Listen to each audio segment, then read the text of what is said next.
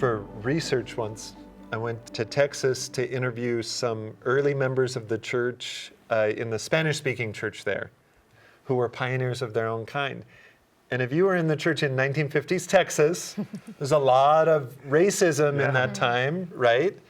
And so you'd have beautiful stories from these people about the way they felt empowered by the gospel and the Book of Mormon and Doctrine and Covenant messages that they felt like spoke to them as descendants of indigenous American peoples. But you'd also hear stories about friction, right? And the ways that these white American leaders just didn't understand their needs. And actually I talked to the second bishop of this ward that was the first ward with a Mexican bishop anywhere in the church. Wow.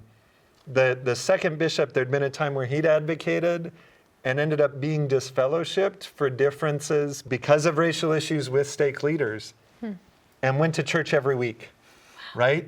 In this whole time when he was disciplined. And I asked him and his wife, what was it like? They had 3 kids on missions at the time and supported them on missions and kept coming. And she said, I thought about the New Testament and a time when a lot of Jesus' disciples stopped following him and he turned to his apostles and say, you guys gonna leave me too?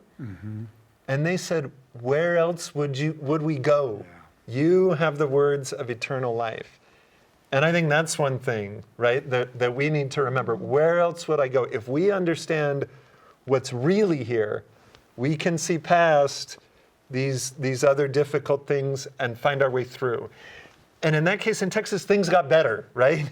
He was able to be rebaptized. A lot of the things he'd advocated about, those changes did happen.